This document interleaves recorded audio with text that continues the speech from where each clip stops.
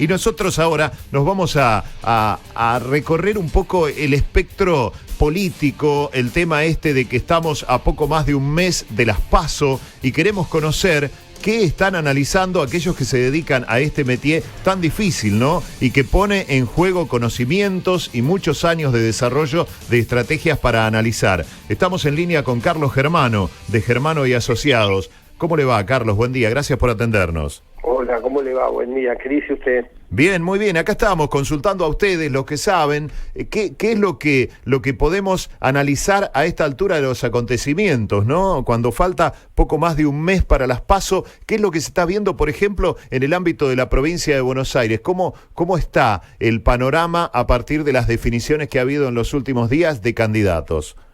A ver, yo creo que lo que se está dando hoy es en un escenario de tercios.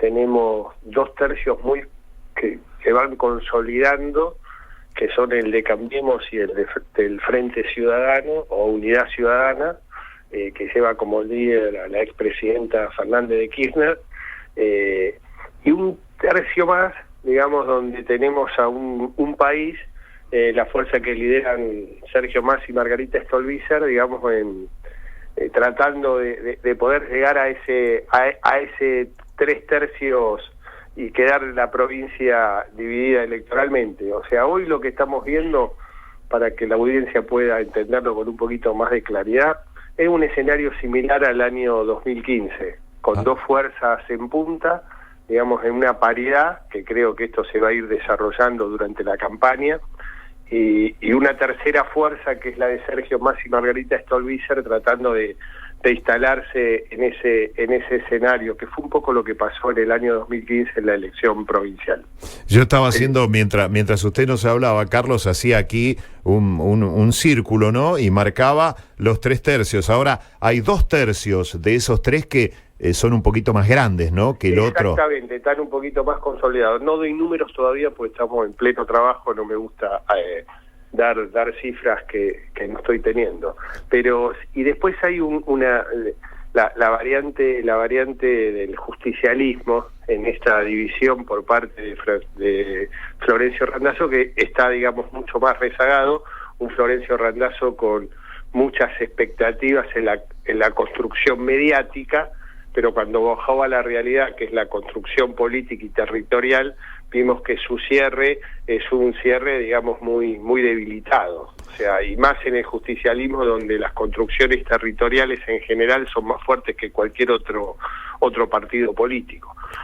Me parece que y una izquierda que las divisiones históricas siempre terminan, digamos, de no consolidarse fundamentalmente en elecciones legislativas, donde tenían mayores posibilidades de crecer, pero a veces las divisiones históricas y los egos no le permiten a la izquierda terminar de consolidarse como una fuerza electoral en las elecciones de medio término, ¿no? Legislativas. Ahora, Carlos, técnicamente, digamos, para ustedes que son, hablando técnicamente, ¿hablamos de un escenario polarizado? Yo hablaría de una polarización relativa, no hablo de polarización absoluta.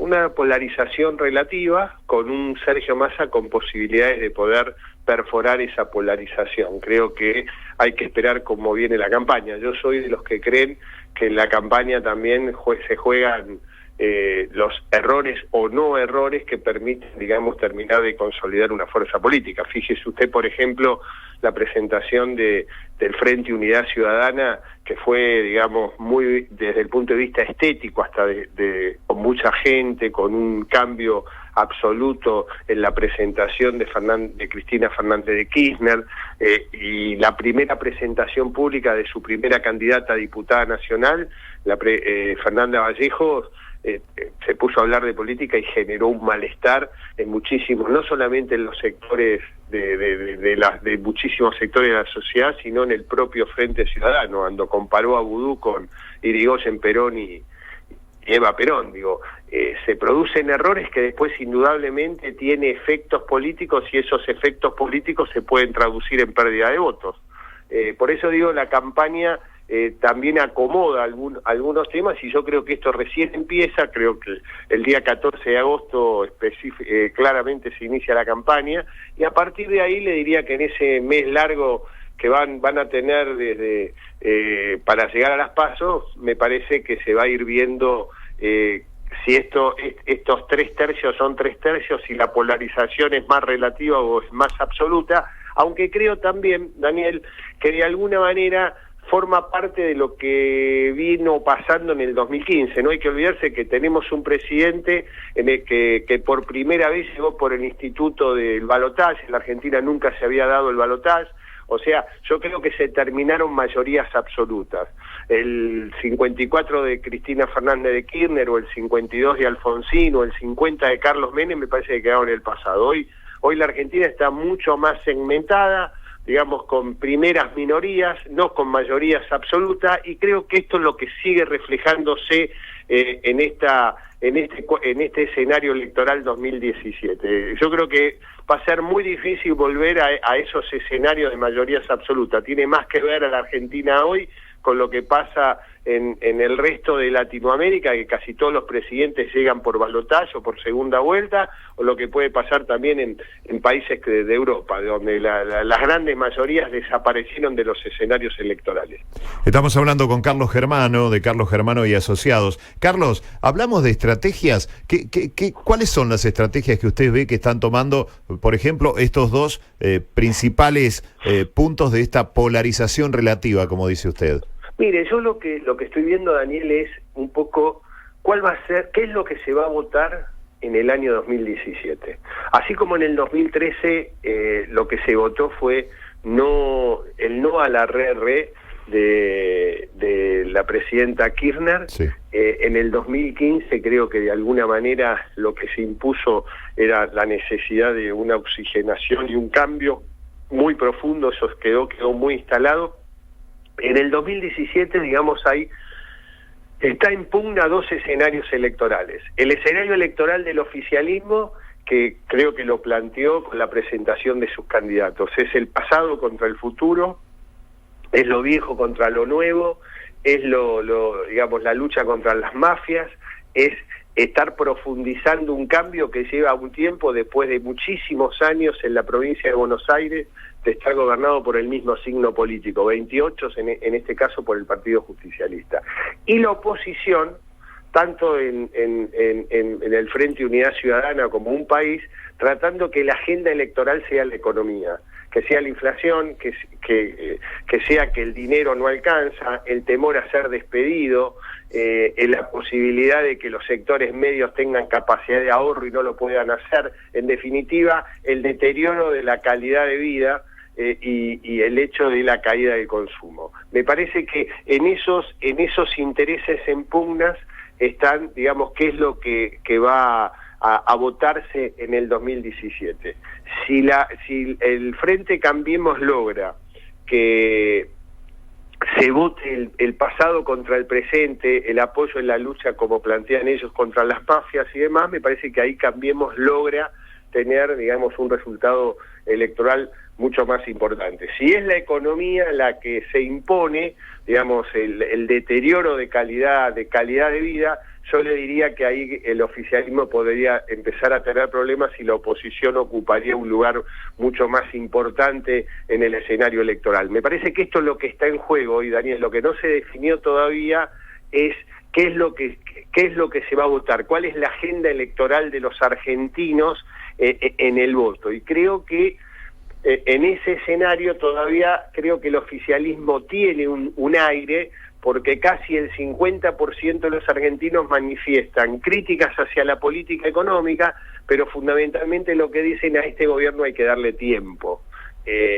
Y tiene otro elemento también muy importante en esta elección, que es la figura y la empatía con diversos sectores de la sociedad argentina, de la gobernadora de la provincia de Buenos Aires, María Eugenia Vidal, que sigue siendo la política con mejor imagen a nivel, no solamente a nivel provincial, sino a nivel nacional. Esto me parece que le da un bonus track importante al frente Cambiemos, porque la figura de la gobernadora va a estar, digamos, como muy como muy presente, ¿no? Sin ser candidata, creo que va a ser la protagonista central, porque así fue la estrategia en el cual con dirigentes o candidatos poco conocidos, con todavía niveles de desconocimiento importante, pero con una protagonista central acompañándolos, que es María Eugenia Vidal. Me parece que por ahí está pasando el escenario electoral,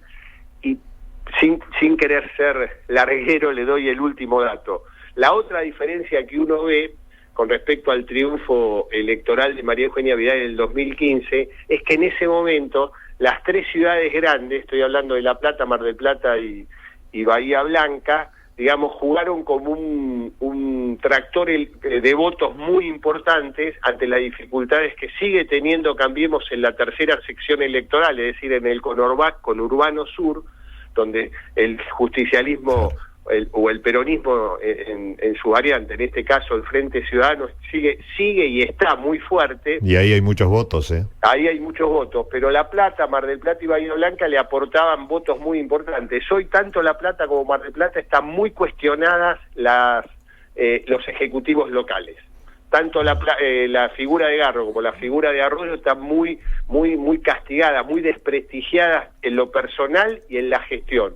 Así que habrá que ver con mucha atención qué es lo que puede pasar en La Plata, qué es lo que puede pasar en Mar del Plata y también en Bahía Blanca.